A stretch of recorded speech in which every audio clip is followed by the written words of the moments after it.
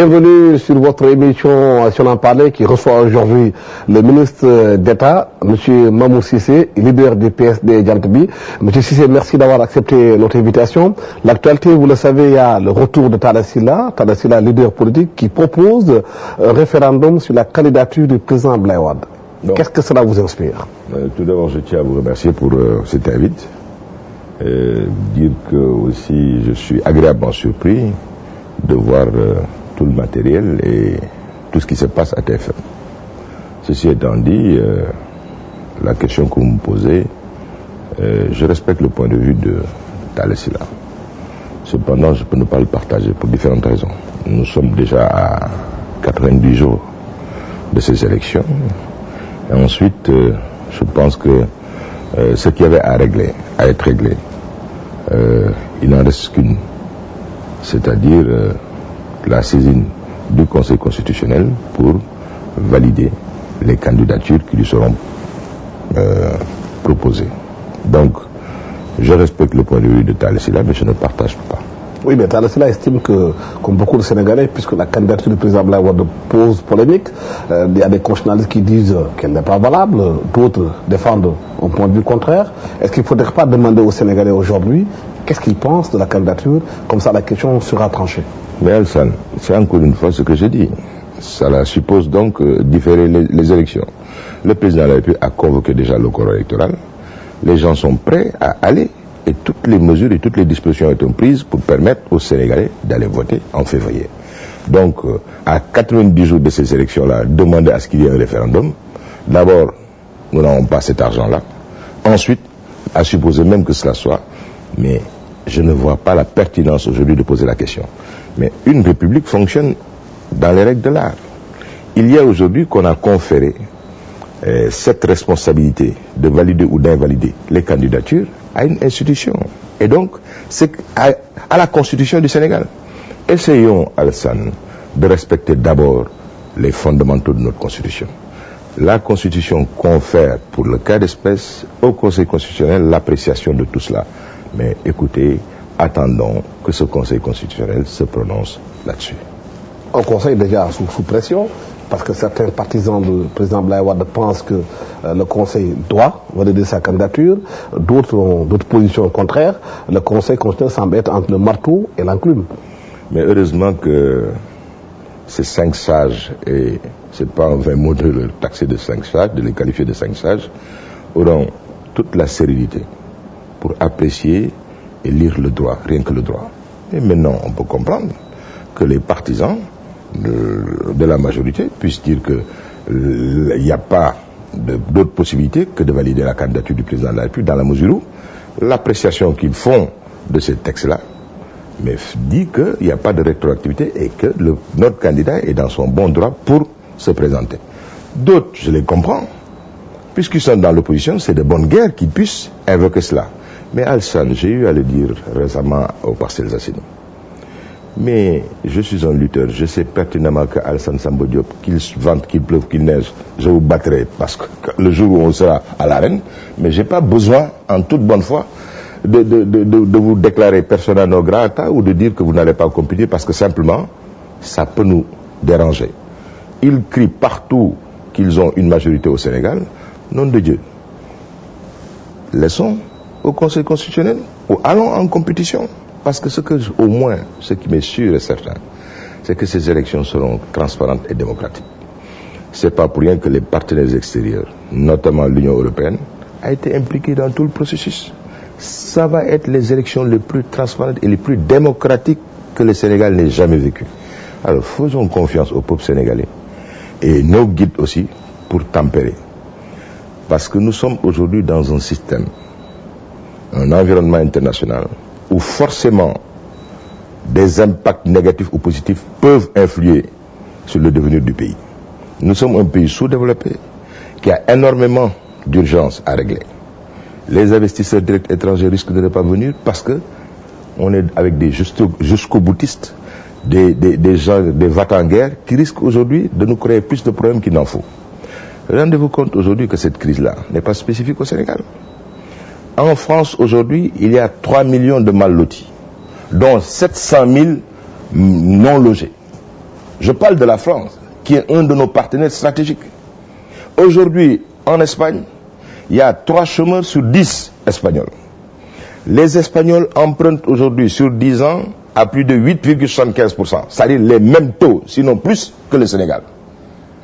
Mais le fait d'être dans cette logique de confrontation ne peut que nous desservir. Et, comme le dit quelqu'un, nul ne peut se prévaloir de ses propres turpitudes. Parce que les actes qui sont posés aujourd'hui, mais à supposer que ces gens-là puissent venir au pouvoir, mais qu'ils ne voient qu'ils aient pris énormément d'engagements avec le peuple sénégalais.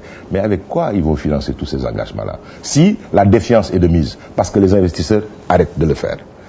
Ensuite, je pense que ce n'est pas les priorités qui manquent dans ce pays pour que tous les jours qu'on nous parle de la recevabilité de la candidature d'Abdoulaye Wade, des échéances à 90 jours. C'est pas possible. Les hommes d'affaires ont besoin d'un environnement sécurisé, serein, pour pouvoir entreprendre, parce que la création de richesse passera forcément par l'entreprise. Oui, mais parce que beaucoup estiment qu'aujourd'hui la stabilité du pays passe par une candidature d'Abdoulaye Wade rejetée ou acceptée, parce que aussi c'est important, la politique, la stabilité d'un pays, ça aide beaucoup à ce que ce pays, du point de vue économique, avance, sauf qu'en Espagne et dans d'autres pays, les gens cherchent quand même des solutions par rapport à la crise. Mais vous disiez tantôt que nous irons vers des élections transparentes, des élections les plus libres qui soient. Mais certains contestent cette affaire et disent qu'aujourd'hui, qu'Abdoulaye Wade a refusé le bulletin unique qui permettait justement d'aller vers des élections beaucoup plus transparentes, moins coûteuses en termes de dépenses concernant les bulletins de vote. Alassane, si on avait 2 ou 3 candidats, j'aurais accepté, j'allais être le premier à applaudir pour demander les bulletins uniques. J'ai été témoin de beaucoup de choses. J'ai observé les élections en Guinée-Bissau, au Niger. J'ai vu l'impact négatif des bulletins multiples, des bulletins uniques sur les processus démocratiques. Pourquoi? Parce que dans nos pays, le propre c'est que 70, pour ne pas dire 90% de la population est analphabète. C'est sous forme d'empreinte qu'ils doivent valider le bulletin de leur candidat ou la photo de leur candidat. C'est pas toujours évident si vous avez 12, 17, 18. Mais la photo permet de reconnaître les candidats. Mais sur une dimension, vous ne pouvez pas avoir une photo sur du, comment on dit, A4. C'est pas possible. Donc dès l'instant que vous n'avez pas la photo sur une A4, il est très difficile. Alassane, vous êtes un intellectuel, c'est possible, et c'est le moins qu'on puisse dire, que vous puissiez identifier rapidement le candidat de votre choix, etc. Mais c'est pas toujours évident parce que je l'ai vécu, j'ai été observateur. Ceci a permis d'abord sur le Niger, sur 72 heures, pour ne pas dire 4 jours, de ne pas disposer d'informations fiables quant à ces élections-là. C'est un problème. En Guinée-Bissau, ça a été pire. Moi, je ne suis pas pour les bulletins uniques. Et à supposer, quel est le problème? Dès l'instant que...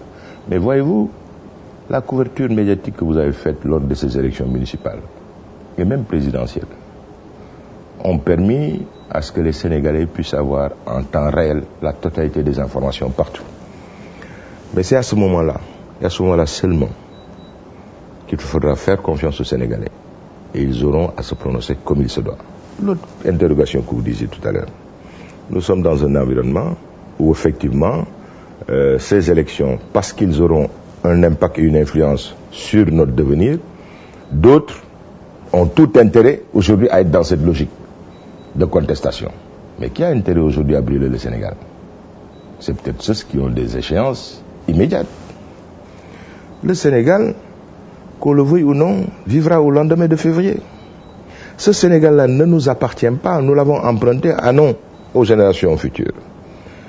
Est-ce qu'on aura la capacité de le rendre en mieux, du point de vue des infrastructures, du point de vue de la macroéconomie, du point de vue social, économique, etc. Mais ça dépendra de notre capacité aujourd'hui à transcender, à dépasser un certain nombre de choses. Mais que Jean ou Paul, compte tenu du fait qu'il a des échéances immédiates, qu'on accepte qu'il brûle le Sénégal, je ne peux pas le partager. Mais est-ce que vous pensez pas qu'Abdoulaye Wade, à son âge, aujourd'hui, vu son expérience, aussi sur le plan politique, est le premier gage de la sécurité et de la paix dans ce pays? Mais tout à fait. Mais je suis d'accord, et c'est la raison pour laquelle je pense qu'il a appelé au dialogue. lors de la Tabaski, il l'a fait il y a 1 an. Le problème qui se pose, c'est que les gens, c'est pas d'essence.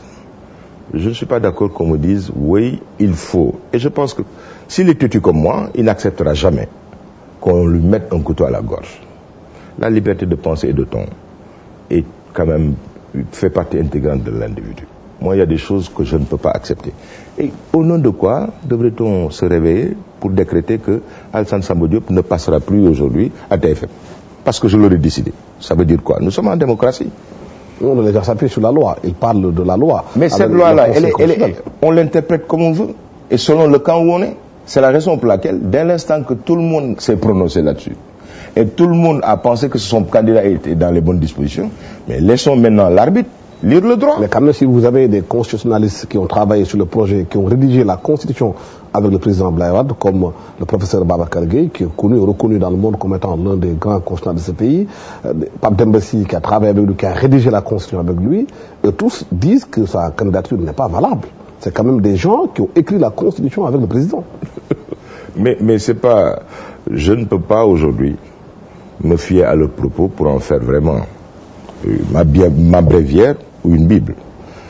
Ces gens-là, par leur démarche, sont forcément partisans. Le premier a eu à travailler aux côtés du président de la République. Pourquoi aujourd'hui il est comme ça, je ne sais pas. Le deuxième, je pense qu'il a même été coopté quelque part comme responsable de la médiation ou responsable de la recevabilité de la candidature d'une structure qui était parallèle à Benon. Donc, ces gens-là posent des actes partisans. Mais ça, c'est bien après. Non, les actes qu'ils posent, quel est aujourd'hui le crédit à donner à ces gens-là? Parce que, de l'autre côté, le professeur Mariel Zonke dit que mais la recevabilité de la candidature... Une éminence grise de la Constitution mondiale qui s'appelle Guy Carcassonne. Aujourd'hui, mais c'est une chose, mais je dis que pourquoi parler de Guy Carcassonne quand on ne peut pas aussi nous référer à Jacques-Mariel Zonke qui a eu à dire que la recevabilité de la candidature de Wade ne souffre de condoute. Mais ensuite, moi je dis que cela me... Zonke parle plus de l'incompétence du Conseil constitutionnel. Et un séminaire a été fait, le Conseil a dit qu'il est bien compétent pour faire ce travail-là. Le Conseil constitutionnel aura à se prononcer à tête reposée sur la recevabilité de la candidature de Wade. Mais je dis, aujourd'hui j'aurais compris. Pourquoi, nom de Dieu, demander à ce qu'un acteur soit exclu du jeu parce que simplement on leur a décrété. Là, ceux qui prônent tout cela disent qu'ils ont une majorité au Sénégal.